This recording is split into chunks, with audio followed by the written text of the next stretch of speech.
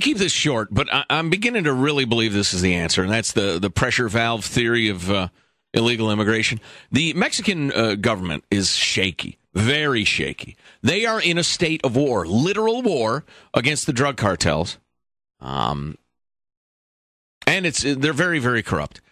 When Foreign Policy magazine comes up with their list of unstable regimes every year, the Mexican government is high on that list. I mean, with Somalia and Yemen and whatever else effed up country you want to consider. I mean, they're really unstable. And in my years of studying international relations, I've never quite gotten this. But for instance, China's support of North Korea. Always, when you read about why they'd bother, because they give them money, they're expensive, they're an embarrassment, they're a pain in the ass. It's always because if that regime falls, China will be inundated with millions of refugees. Talking South Korea or North Korea? Did I say South? You said South. I meant North. Sorry. Okay. North Korea. The problem is China will be, quote, inundated with millions of refugees. And there are a number of situations like that, various regimes that support other regimes to prevent a flood of refugees. In Africa, it's a huge issue. And I've never spent a lot of time thinking about what, 5 million refugees pouring across the border into tent camps would mean to a country. But think about it for a little while. You saw it when Houston got flooded with the lawless welfare recipients of New Orleans. Politically incorrect? Sorry, that's what they are, a lot of them. I'm thinking that's it. I'm thinking the U.S. government knows. Barack Obama walked into the office. He got a big manila folder. He opened it up. It's estimated by experts on both parties that we will have 15 to 20 million refugees in the first 2 weeks after the Mexican regime falls. And this will lead to X, Y, and Z. But that's not what Al Sharpton is thinking when he wants to march. And that's not when the columnist from New York whatever, when he's on cable news over the weekend talking about how this is so racist and fascist. I don't think that's what they're thinking Was it Lenin who used the term useful idiots? So there is, I think all those people are useful idiots because they help cover up what the policy really is. There are quite a few people that believe in an open border for a different reason. Yeah, that's true. That's true. A quick note from Craig in San Rafael. Craig, I yap so long we're pressed for time, but go ahead. Sure. I'll make it quick and short. My wife and I, she's from China, and she's a bacteriologist now. And she and I brought her family over from China. Took us 7 years, cost $100,000 with attorneys. Wow. And then why didn't you just walk across the border? I mean, why did you do that? That's a long way to swim.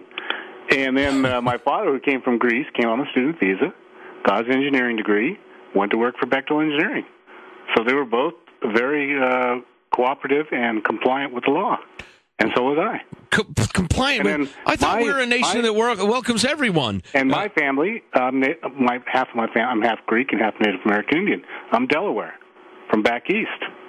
And we have a situation where our government, 4 times now, has taken away and contested we're not a sovereign nation. So your kids are going to be like a third Native American, a third Chinese, and a third Greek. They may have hair so black, light vanishes into it. That's it. All right, Craig, thanks for the call. You're right, Jack. There are so many people who believe these silly, touchy-feely arguments like the mayor of Phoenix. We're a nation that welcomes everyone. What? New law in Arizona. It has been signed. I want to hear from you, and we will listen to you if you think this is a horrible idea, if this is a racist, fascist, racial profiling, etc., etc. Clear the lines. 1-866-331-TALK, 1-866-331-TALK. Maybe there's something we're missing. You are listening to the Armstrong and Getty Show. We stand ready to mobilize our membership and challenge this law that is unconstitutional. This is harassment against our community. This is harassment in the country. And I want to tell you how I really see this law. I see it like a malignant tumor. People are going to be stopped just because of the color of their skin, and it ain't right. Are they going to be looking for Europeans as well? Or is it just the brown people? We know the immigration system is broken, but you don't do it by intimidating a whole community. How do you do it? What's wrong with admitting that the illegal immigration problem is primarily from Mexico and countries south of Mexico? Why does anybody have to pretend, what about Europeans? That's not the problem. Nuh-uh. There aren't 20 million Europeans in this country. Not illegally. Illegally, yes. Illegally. And if there are, I say round them up. But anybody here illegally should be forced onto the legal track. Phone number is 1-866-331-TALK. But that's what I kept hearing all weekend long from the commentators sitting around tables drinking coffee on the cable news shows. What about the girl who's a bartender at the Irish pub? Is she going to be forced to show her ID? That's not the problem. We all know that's not the problem. Because of the Irish drug cartels that are shooting cops in Arizona? The jails aren't full of young Irish girls who came over to work in an Irish pub. Oh, if they were big, I'd become a prison guard. Hello. Good morning. To the phone we go. Juan Carlos in Santa Rosa. Hello, Juan Carlos. How are you, sir? Hey, guys. How you doing? Good. Talk to us.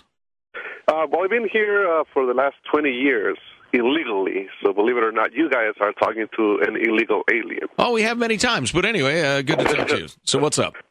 Yeah, I think that this country needs immigration reform. And whenever I hear the news or, political views of people like Glenn Beck or Rush Limbaugh or Haney or any of the other guys who are against this illegal or immigration reform, kind of bugs me because I think that's what this country needs. Either that or tougher laws on the cartels when they get caught. Well, we have no policy currently, so I'm not exactly sure what reform means when you have no policy. Well, the current policy is anybody can come in whenever they want to. What he's saying is what we've talked about many times, that if you say, you know what, I'm going to be respectful of laws, I'm going to go about it lawfully, it's a near impossibility to get it done. You got to hire crooked lawyers who get paid off by the immigration department, and it's obscene. Oh, I know. They treat you very badly, and they get a kick out of making your life miserable. Right. The reason why I'm illegally here is not because I choose to be illegally here. I'm in the process. I've been in the process of getting legal for the last 12 years. Right. And I'm a third-generation immigrant. My grandfather came here during the Brazil movement. Then my father came here in the 80s, and then I'm here now. And it is. Juan Carlos, you're absolutely right. It is ridiculous. Yet another example of what a giant government bureaucracy yields, which is frustration. But thanks for the call. No, we couldn't do a worse job of handling it. We allow criminals, known criminals, to come into the country and set up camp and live here. We don't do anything about it. And then people who are a known benefit to our society, we make it as difficult for them as possible. And boot them out if we have to. The problem is the term immigration reform, like healthcare reform, has come to mean a specific set of policies. People brand whatever they want to happen, quote, immigration reform. In the case of a lot of people, it's just pure immediate amnesty for every illegal in the country, and that shouldn't be. But he's right. The official process is literally laughable. Well, unless you're in it, then it'll make you weep. The new law in Arizona makes it a crime to conceal, harbor, or shield an illegal immigrant if the person knows or recklessly disregards the immigrant's legal status. That's another one going at work sites. Yeah, interesting. You can't shield an illegal alien? What if, there's hail falling? You've got an umbrella. How about a carport?